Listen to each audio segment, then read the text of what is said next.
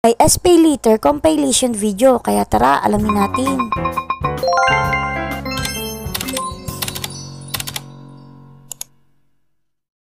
Number 1 ay paano nga ba mag-activate ng SPayLater? Na nga i-activate ko na siya. Dapat talaga hindi ko ito i-activate. So nga lang nakita ko na mayroong voucher ang Shopee na 500 pesos of zero minimum spend na pwedeng gamitin ng mga first timer na SPayLater. Or yung baka ka-activate lang. So ito nang i-activate na nga natin siya. So first is yung number nyo kasi nga doon magsisend ng code ang Shopee. Pagka-send niya is syempre itatype natin dito kung ano yung code na sinend nila. Tapos, pipindutin lang natin yung next at ganito yung lalabas, yung type ng valid ID na pwede nyong gamitin. So, ito, maraming pwedeng valid ID na available. Makikita nyo dyan sa picture yung mga available na valid ID. Ate, alam ko hindi tinatanggap dito yung papel na national ID. Pero ayan, kung makikita nyo is meron na dito. Basta may QR code yung national ID nyo ay pwede nyo siyang gamitin. Pero syempre, depende pa rin sa kanila kung ma-activate kayo. Tapos ayan, dapat ang picture nyo ay ang tips dito sa mga picture. Dapat isakto nyo sa provide nila na borderline yung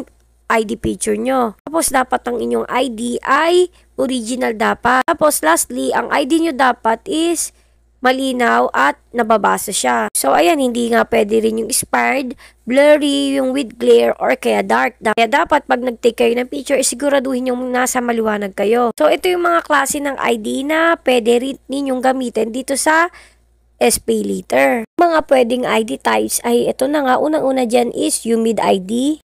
Next naman ay driver's license, passport, PRC ID, SSS ID, PIL ID, e-PIL ID, Postal ID, TIN ID, at lastly ay yung PhilHealth ID. So ayan, ang ginamit ko dyan is TIN ID. Ang napindot ko lang is yung PhilHealth ID. Pero ang ginamit ko talaga dyan ay TIN ID. So ayan, need yung i-on yung Google location nyo. Malalaman kung nasan kayo ngayon or yung address nyo ngayon. So ito yung sinasabi na borderline na dapat align dyan yung picture or yung valid ID na gagamitin nyo. After nyo mag-take nyan is lalabas na yung picture nito dito at automatic na agad mapi-fill upan yung mga details dito sa baba. Next naman ay need natin mag-provide ng mga additional information like gender, nationality, date of birth. Automatic na rin malalagay yan dyan kasi nakita nga siya dun sa valid ID. Tapos place of birth at yung civil status. Tapos ito naman sa baba yung employment naman. Ang nilagay ko dyan ay self-employed. Tapos industry, parang others yata, tapos online selling yung nilagay ko. Tapos yung business name, syempre, kung anong pangalan ng ano nyo.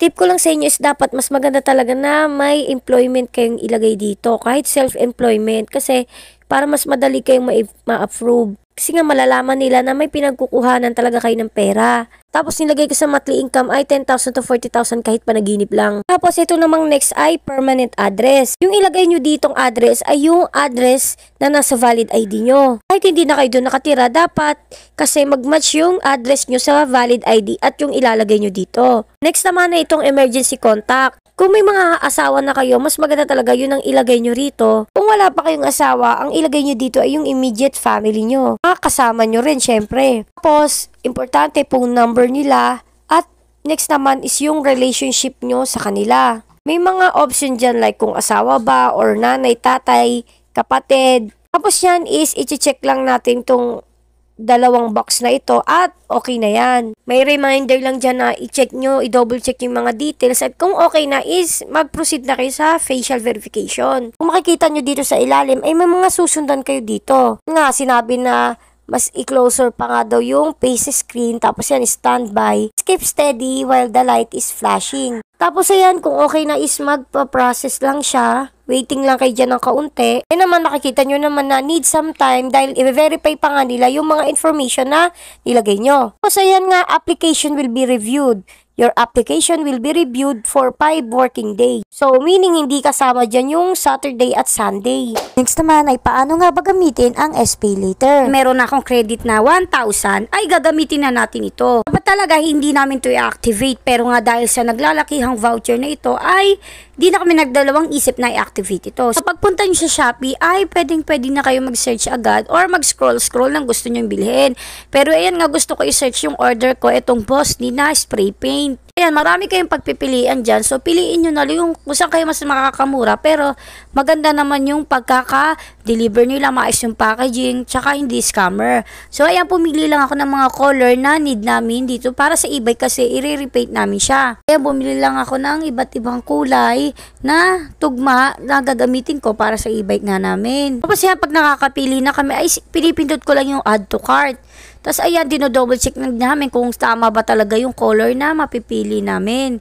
Kasi ayan, kasi pareha silang red pero magkaiba rin talaga yung kulay niya. Tapos yan sa may upper part is makikita nyo yung shopping cart.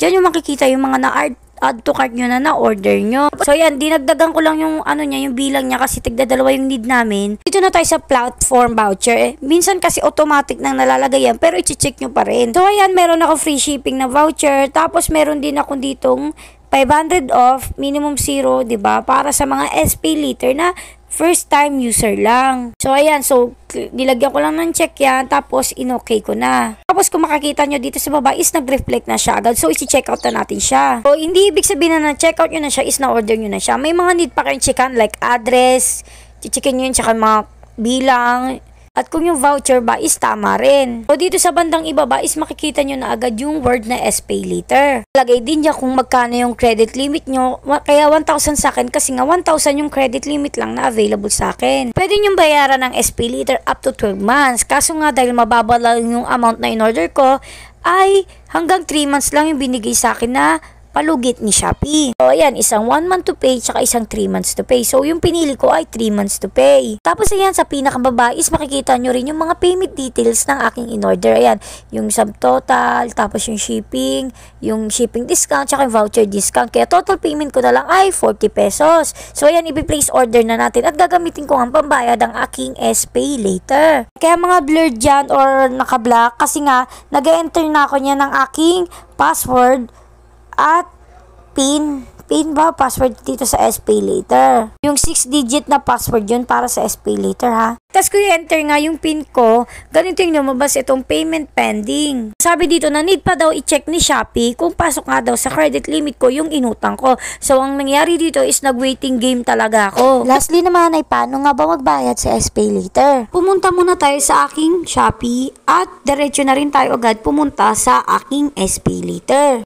Ayan, pipindutin ko lang muna siya at makikita nyo dito na meron na ako kailangan bayaran ngayong mismong March 15. Kasi kung hindi kong babayaran nito ngayon ay magkakaroon na ako bukas ng penalty. Kasi ang SPay later ko ay babayaran ko tuwing 15th of the month. At kung makikita nyo dito ang total bill ko is 1,326 and 3 centavos. Ayan, kapag pinindot nyo yung pay bill is ganito yung makikita nyo. Ito sa may bandang baba or gitna is makikita nyo dito yung breakdown kung ano yung mga pinagbibili nyo nung nakarang buwan. Kung gusto nyo alalahanin yung mga pinagbibili nyo nung nakarang buwan is pwede nyo siya tignan dito. So kaya pipindutin ko na yung pay now. Dito sa payment option ko is naka-automatic na dito yung GCash pero marami pa rin ditong option. Ito na nga katulad nito. Itong unang-una ay InstaPay. Hindi ko pa siya natatry pero siguro next time itatry ko siya kung paano makapagbayad. Next naman ay itong ShopeePay. Kung napanood nyo yung video ko kahapon na overdue SPay later, makikita nyo na nag-iipon ako sa ShopeePay para mapagbayad dito sa aking SPay later. Pero ngayon hindi ako nakapag-ipon. Kaya directly ko na lang siya babayaran. Tapos next naman ay itong e-wallet. Ayan, kung wala kayong GCash na available, ay pwede kayo magbayad through 7-Eleven. Ayan, mga iba't ibang e-wallet. Kung MLawyer, EasyPay at marami pang iba. Tapos next naman ay itong over the counter.